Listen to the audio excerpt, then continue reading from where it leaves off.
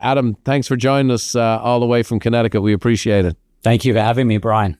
You know, I'm a big fan of definitions. I think, growing up in Ireland, you come to the States and you say a word and everybody has an idea what it means, but they're not sure exactly what it means. And I'm a big definition guy. So let's talk about what does it actually mean to be stuck? Yeah, it's a good question. I think there are a lot of definitions of the term stuck. For me, I'm especially interested in two facets of being stuck. One is the kind of stuckness that's protracted. It's not like the daily frustrations that affect us for a few minutes at a time. So most of my work focuses on protracted stuckness that affects people for, days, weeks, months, years, and in some cases, even their entire lives. And I'm also not so interested in the kinds of stuckness that cannot be changed or fixed.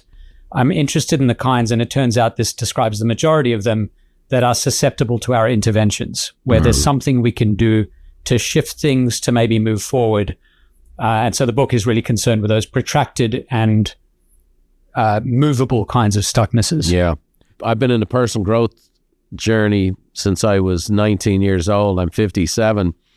And I tell people all the time, you're either on the wagon or off the wagon or getting ready to get back on the wagon. So to me, I think so many people have a misnomer of what it means to be successful or thriving or living well, because we're always in this comparison mode. Oh, that person's never had a bad day in his life. That gal's doing great. And I would say this, throughout my life, I found myself stuck at certain periods. And as a person who loves momentum, as an entrepreneur, as a guy who loves to grow, I've made the worst decisions in my life when I've been stuck in a way to force being unstuck. Right. And so why is getting stuck inevitable for the human condition? Yeah, it's a good question. I mean, I think this is the first issue that people face, that when they are stuck, it almost feels like this very personal affront, that it's an unusual thing, that other people are not in the same position. People don't generally share their struggles. And so what you end up seeing, especially in the world of social media, is essentially one success after another. But as you say, stuckness is inevitable. It's inevitable because there are really two reasons. One is that the things that work tend to work less well over time. So we get into a bit of a groove. And this is true whether you're lifting weights at the gym, or you're a runner, or you're in business, or you're trying to learn a language. It doesn't matter what you're doing. Techniques tend to stop working as effectively over time. And it's an almost immutable law of psychology. And so and physiology. And so that's one reason. So things seem like they're less successful over time, but also the situations change, the environments change. Right. And as environments change, we get stuck because some facet has shifted that means that what was working before is no longer as effective in this new environment. And we're always sort of blindsided by those changes. And so this book is essentially designed to be a manual to help people across lots of different domains, professional and otherwise, to get unstuck when they are faced with these, as you say, inevitable stucknesses. Right. I always see that for us, we're a coaching company, and we have people we've been coaching in some cases for decades. And I think some folks look from a distance and they go, it's this meteoric rise. It's this, it's a rocket ship piece. And it's actually what I've experienced is there's peaks and then there's these plateaus. And the plateau is a lot longer than the peak. And then eventually, if the person perseveres, you can have another peak, but followed and immediately by another plateau. And so I think a lot of times people think they're stuck, but they're actually just on a plateau. And it's actually being stuck is part of that. It's almost like on occasion, a symptom of being successful. Like you're actually on the right track. It just doesn't feel like, look, I'm married 35 years. I married the love of my life. She's still the love of my life. I have 6 kids. And we're deeply in love with one another. But we're not skipping through the daisies the way we were after our first date. You grow and then you go through plateaus, and then you grow and you go through plateaus. And we're at a stage now, we've got the grown kids and the grandkids, and we've got the empty nest, and we've had this next new lease on life and so on and so forth. But again, I think people think the success is, the successful relationship is that it's supposed to be the same as when you're dating 35 years in. I get newsflash, it's not. Okay, it's different. It's better, to be honest with you, but it's different. And so I think this dynamic of stuck, one of the things I saw it in the book, and I thought it was a great way you put it, is It's actually a feature of progress. And I think that is not a common concept. That is not lighten up. That's not going viral on social media, but truth rarely is. Talk about how being stuck is a feature of progress. Yeah, that is what I say, that it's a feature rather than a glitch. It feels like a glitch, right? There's a sort of birthright sense that if you work hard and you apply yourself and you get the right skills, that you're on the fast track to some sort of destination, whatever that is. It's a destination that you're striving for. And when things feel sticky and hard and you just aren't making forward progress, or you hit a plateau, as you described it, it feels like a glitch on that path. But actually, there is no success story, and you're included in this, obviously, as you said earlier, that doesn't involve multiple repeated periods of stuckness. And so we don't talk enough about this. We feel isolated, quite lonely, to be honest, when we're stuck. And part of it is recognizing that it's going to happen. It's inevitable. If it's not happening right now, and for most people, there is probably a stuckness that affects them today, but it's around the corner. There are lots of reasons why it might emerge. And if you're not blindsided by it, if you know that it's going to happen and you prepare yourself for it and you have a strategy for dealing with it, you're ultimately in the long run going to be much more successful. Yeah, I love that. It's not a glitch. And I think that's a good thing. Like, because, oh my gosh, the reason why it causes such stress is this is not normal. I'm the only one feeling this, which it's interesting you brought up the term loneliness. And people get, and especially men get embarrassed. Yeah. Like I'm supposed to have all the answers. I'm supposed to be on track. And then we withdraw. And I think it's common now. I think post-COVID, withdrawal is the number one default for everybody. Yeah. I just toured through this fabulous company in South Carolina the other day. And it has this fabulous organization. They've got the gyms and the coffee shop. They have an on-site dentist. They do all these things for their employees. But since COVID, they got giant empty buildings. And I'm like, this is a cool place. It's got this great gym with the workouts. They got food. They got a coffee shop. They got all this stuff. They got this synergy. But when it's hard right now to get people to come back to work. I have 200 employees. And, be candid, they like working from home a lot more than they like coming to the business. And it's kind of a push and pull. And I believe one of the reasons for it is we've gotten used to this loneliness. We've gotten comfortable with this loneliness. I think people are getting comfortable being stuck. That's what I think's happening. And I think they'll play this game. And I really think this. I mean, look, I have 6 kids, so I have a lot of, they're 32 to 23, right? And so I'm kind of right in that vein where, they grew up living on social media. And they've learned that, okay, social media it's a fallacy life and it's this and any other. Now it's switching to this more authentic stuff. But the one thing you won't find in that culture is people who are like, yeah, tune in tomorrow, I'm still in the same place. And I think that's where most people are. One of the things we've done here, Adam, is through our events culture, we put on 2,500 conferences over the last 30 years, thousands of people. I've put 3 million people through the act of goal writing. We stopped the seminar. Mihai Csikszentmihalyi out of the University of Chicago won the Nobel Prize, get in a state of flow, play the soft classical Baroque style music, have them set goals, and then we coach them up behind it. So I've put 3 million people through the active process of goal writing, train them how to do it, and then coach them behind it. But I saw something in your book that I hadn't seen before, which is this thing called the goal gradient. And I know that's a little wonky, maybe a little technical for a lot of folks here. I told you I was trained as an actuary like you. But I when I saw that, I was fascinated by it. Our audience is very familiar with goal setting. I'd love you to talk through this goal gradient piece and just a little bit, that's this whole dynamic of the middles that you talk about. Yeah, the goal gradient research is based on a huge number of studies in lots of different domains, looking at how humans and even other animals progress towards goals and the pace with which they do that across the course of a long-term goal. So whether you're writing a book that's 100,000 words or trying to make 1,000 sales or trying to acquire followers online or whatever it is you're trying to do, if it's a long-term goal, the goal gradient hypothesis says that at certain points in that goal, things will feel easier, like you're almost coasting downhill on a bicycle. Yeah. But there are moments where it's predictably so that you will feel like you're going uphill and the gradient gets steep and it's tough. And what the research shows is that at the beginning, when you start the goal, it feels pretty good. You're invigorated, you're starting something new. There are a lot of low-hanging fruit, which give you the sense of progress and mastery and so on.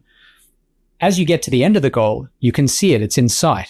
And that also motivates you, draws you in. It's magnetic, makes you feel like you're making a lot of good progress. But there is a middle. It's called stuck in the middle, where, if you imagine that you're on a ship between, say, the east coast of the United States and Ireland, you're on this ship that's heading over. There's going to be this long period in the middle where there are no real good signposts of progress. Right. You don't have the sense that you're making forward progress, and that's demotivating. And that happens in a lot of these long-term goals. So the goal gradient hypothesis says that you make a lot of progress at the beginning and the end, but a lot of people get stuck and then demotivated and then completely disengage in the middle. Oh, that is so, is so true. And that's research. Yeah. So what is your best advice? How do you get people through that middle? They don't have a signpost. They feel like giving up. What are the best ways to push through to get to the other side? Yeah, one of the best ways is to engage in a process called narrow bracketing. So when you think of a goal, let's say you've got 100,000 words to write, and I've written 3 books, and so I've been through this process 3 times now. It's a long process, and there are periods where you wake up and you sit at the computer and nothing comes out. But one thing you can do is instead of saying, my goal is to write 100,000 words, you break it into smaller chunks that are bite-sized that give you the sense of progress. So what you say is, for example, every 500 words or 100 words or 1,000 words, I will reward myself in some way. Right. I will see that maybe on a document that I've created. I'll put a check mark in, have some sort of treat that'll make me feel good about it. And what you essentially do is you turn this very big goal into so many small goals that are so brief that there is no middle.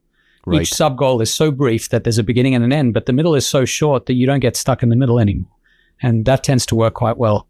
Genius. I mean, obviously it will work for health and weight loss, right? Someone's like, oh, I got to lose 50 pounds. 50 pounds is daunting. And that's why they set out a goal. Oh, I'm going to run a marathon, which is like, okay, if you're 50 pounds overweight, you may not want to start with a marathon, right? But it's on the first couple of weeks, you feel great and so on and so forth, and you're eating right. Then you have a little setback, or the scales doesn't appear, or your body composition is changing appropriately, but it doesn't show up on a scale or so on and so forth. And that's where people give up. And so whether it be financial, people trying to dig themselves out of debt the same way, or write a book or do some big project, it's break it down into those bite-sized little chunks. And then you said, what? So you create these little rewards. So what's an example of reward for yourself that you do? You wrote the 1,000 words.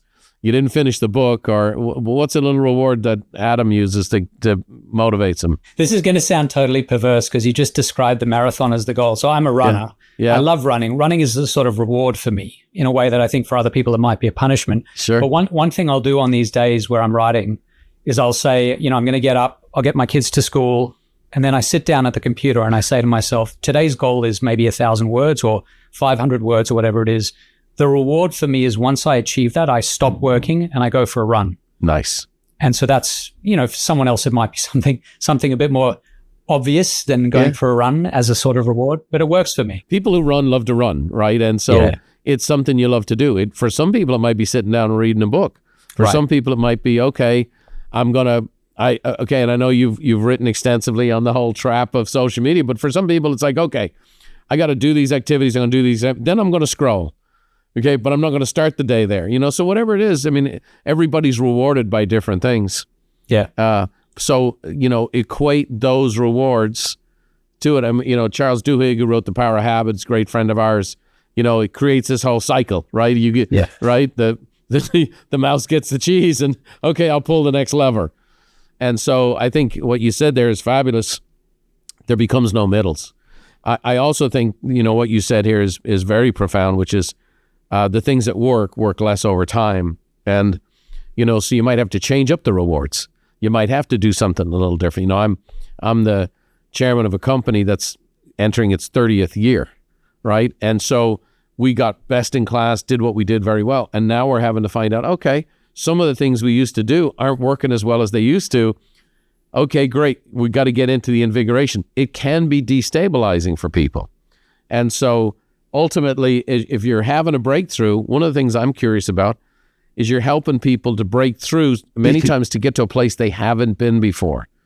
Homeostasis is a huge thing, like homing pigeons. We want to go back to what we know, all that kind of good stuff. If you're creating breakthroughs, how do you help people become comfortable with the breakthrough once they have it?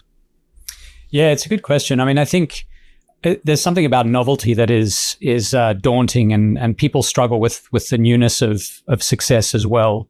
I think one of the things to do that I've found very effective is when you think about goals, there's something a little bit self-defeating in the kind of traditional structure of a goal, which is where you're essentially in a failure state until you succeed. And then when you succeed, there's this anticlimax. Yes. Like, now. Yes. So instead of adopting that sort of frame, a lot of people who seem to be successful have essentially a system that's a bit different from a goal. And the system is something like, instead of my goal is to write 100 words, my system is I sit down every day, I spend 5 minutes writing stuff that's not very good just to get the kind of muscles ready to go. And then I spend 30 minutes, I'll do 3 sets of 30 minutes of writing punctuated by little breaks. And then whatever comes out, some days it'll be maybe 100 words, some days no words, some days 1,000 words. It's going to vary a lot. And the nice thing about that is this reaching this kind of new place is not an issue because you have a system that you can return to. So although you're in a new location, you've made success, you've made some breakthroughs, you're grounded by a kind of general approach to the world. And I think a lot of people find that a very grounding and helpful way of dealing with the success of a breakthrough. Right, because then it becomes the routine is the routine. Yeah. And the routine is comfortable. Yeah. You become comfortable with the routine, and the routine happens to be in your highest and best interest, or it's a high-performing routine. Right. It can take it to the next way. And that's been my experience. I mean, look, I came to America with $92 in my wallet and then spent, 20 years flying around the country in my own jet. The psychological shift was enormous if you focused on that, but it wasn't the psychological shift. It was the routines and the disciplines, pulled the psychology, if you will. And so that made me comfortable at this different level when I'd normally be, oh my gosh, I'm totally out of my comfort zone. I'm out of my comfort zone with my family, out of my comfort zone with my country, and the next thing you know, you go into self-sabotage mode, which is, again, something we deal with. Another thing we deal with that you speak to in the book, and we've tried to address from 50 different ways to Sunday, is this whole dynamic of perfectionism. Good. And it's obviously a common way people get stuck. I believe and again, I have the greatest empathy for people because we're a coach. We're trying to find ways to move people along and help them. I think it's the most socially acceptable excuse to do nothing. It's the most socially acceptable description for fear. It's actually a flattering way to describe someone who's doing nothing. Yeah. But it's couched in this, well, I don't want to do this because it's not excellent stuff. And it hides the fear, it hides the performance issue, it hides the people please. There's a million things behind it. And on one hand, I'm coach, I want to push people, but another thing, I want to nurture them and pull them along. When you talk about perfectionism, you talk about the whole dynamic of how to look at it in a different way. And I'd love you to share just your thoughts on that. Yeah, perfectionism is a little bit like goals, the way I described them earlier, that there's an on-off state where you're either not perfect or you are, and no one's perfect. It's very difficult to be perfect in your own eyes or in anyone else's eyes. Yeah. And so as a sort of standard, a striving standard, it's a little bit self-defeating. It doesn't make a lot of sense. But another way of thinking of perfectionism that's not as binary, that's more continuous, is excellence or mastery. Right. Or improvement or something like that. And so instead of saying my goal is to be perfect at X skill, I want to be excellent. And I'll define excellence today, and then maybe it'll shift over time. If you're playing chess and you're just starting out, excellence is very different from what excellence will look like 10 years down the line. Right. And that you've been doing this for 30 years. You know that in the context of a business, what was excellent on day one is no longer excellent. 100%. You have to shift. Yeah. So excellence can be redefined across time, and it's motivating in part because it's something you've decided is important to you, that this is a standard that you see as acceptable for your current level of skill. Right. And people tend to be quite motivated by that. We coined a phrase years ago because we saw perfectionism inside our organization and then perfectionism with the clients we served. And it started to become an overwhelming thing. Yeah. Because we had high standards. And so I said, okay, let's redefine this. And I said, excellence is doing the best you can with what you have in the time frame allowed. And like you said, 30 years ago, our first seminar was excellent. Now, 10 years later, we'd have been embarrassed by that first, like your first day running. It's like, okay, like how you run today. If running is a lifestyle for you today, compared to the jogger that goes out and does a 1 mile slog, or they're, breathing, stopping, they're ready to deliver a child a mile into it, is going to be different than the runner who's at it 10 years and has got PBs and got the heart rate monitor on and is in the running club and so on and so forth. And so I do believe that. I do, like you said, I like the way you think about it as far as the goals can be zero sum, and this whole dynamic of perfectionism can be zero sum. Another thing I'm a big fan of in your book is this whole concept of simplification. And I just find it to be, I work very hard to get to simple. I just find simple is, like, I am a simple creature. I'm a house painter's son. I like a bit of silence. I like to walk on the beach. I like to spend time with my wife and kids. I like to play a bit of golf. To get to simple just seems like I have to be at my absolute best and most proficient to break it down. It seems like the whole world conspires to make it complicated. And thoughts are complicated, communication, relationships, everything's so daggone complicated.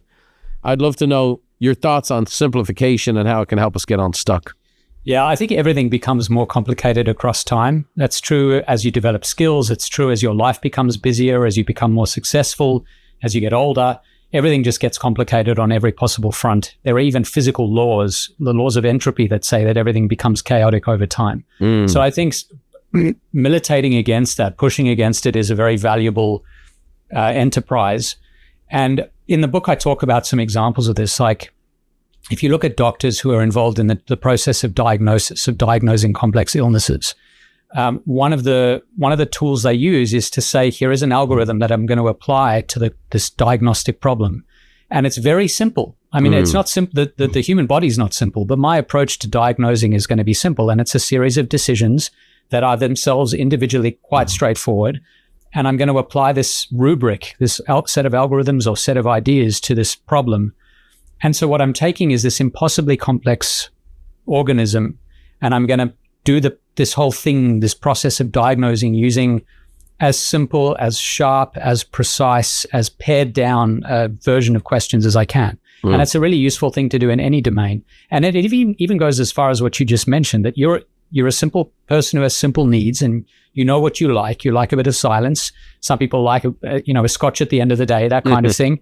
If those are your simple pleasures, structure your life around them and try to strip away as much of the chaff as you can.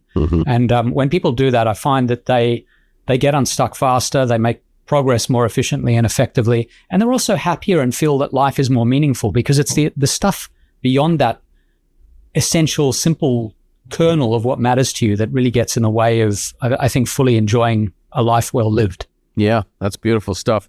Well, I'm going to say this, and again, I'm an Irishman, which means I have an opinion. I've been a voracious reader.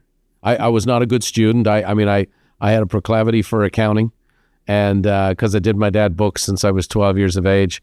I knew how to take tests, and most of the tests in Ireland were essay tests, and I could write. So I got good grades, even though I didn't probably deserve them.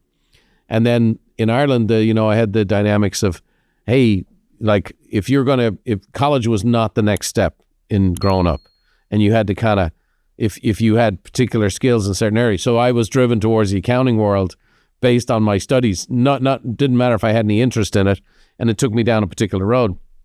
And so, but what it did cultivate in me was I was not much of a student until I became an entrepreneur, until I got married and had a couple of kids, and until I really had a need to grow.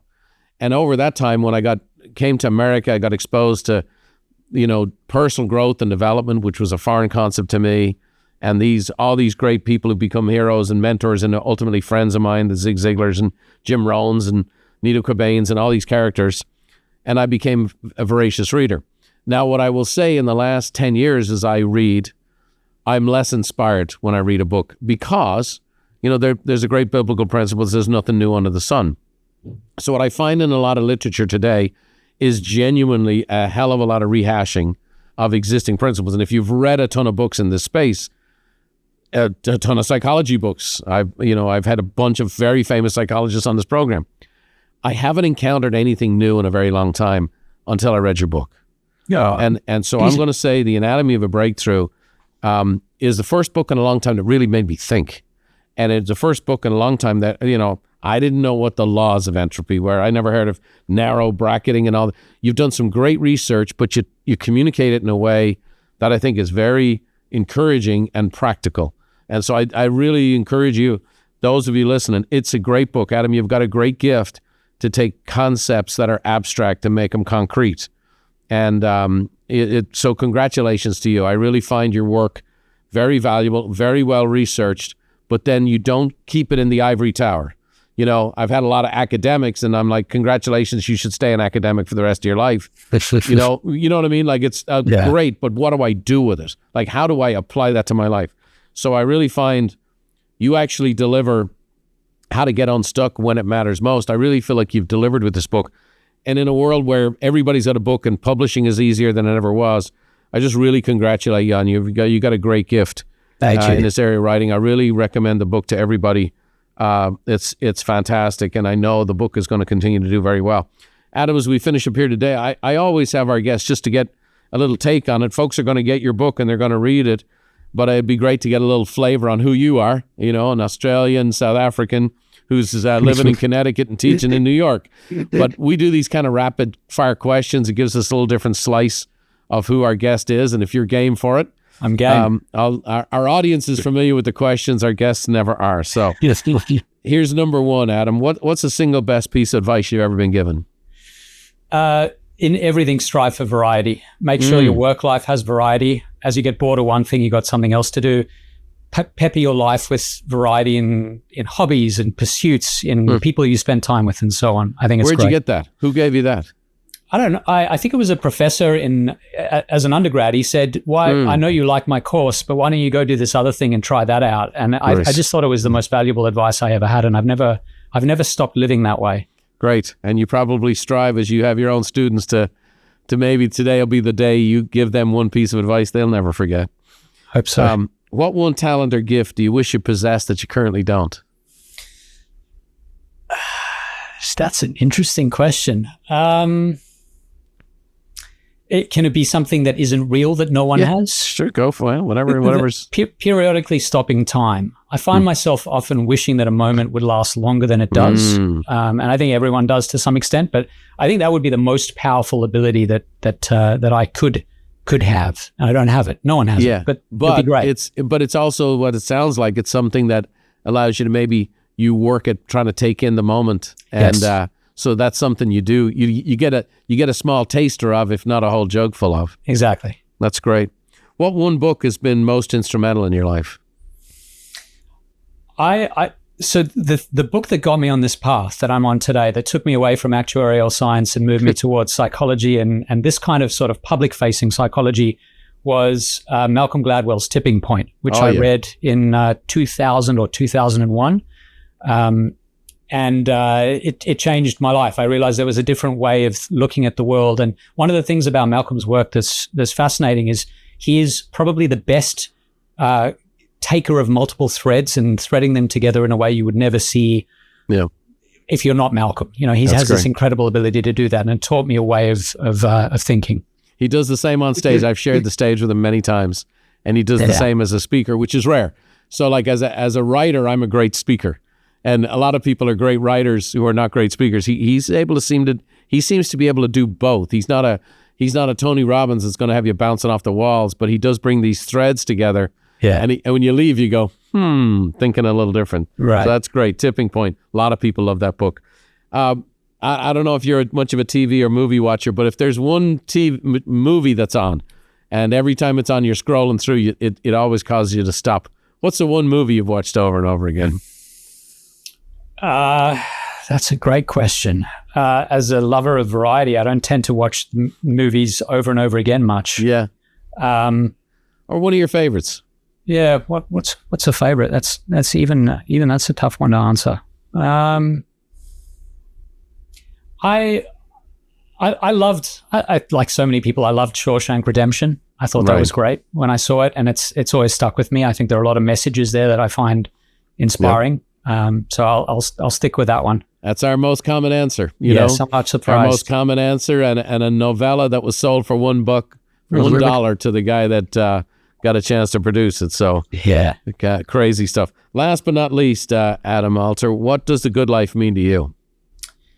It means finding the balance between being happy and finding meaning in life. So where do you adopt the hardships and where do you cast them aside for immediate, easy happiness? And I think the people who live the best are the best able to say, I'm not always going to strive for what's easy, but I'm also not always going to take on what's difficult and challenging. And figuring out that balance is, I think, the recipe for a good life. Brilliant stuff. Well, you have a great mind, sir. You're a great communicator. Thank you. The book is Anatomy of a Breakthrough. I couldn't recommend it more highly. It's been very beneficial to me. I've got a couple of trips coming up, and I'm going through it. The first time I skim read it, and then the second time I've got the highlighter out and the notepads, and I'll be devouring this. So thanks so much for taking time with us today.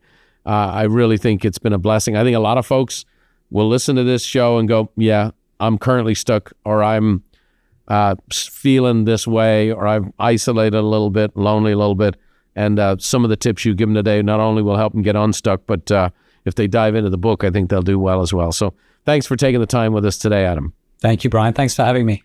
My pleasure. As I leave it today, I'll leave it to my dear old mom in Dublin. And you can say a little prayer for Therese, 94 years old.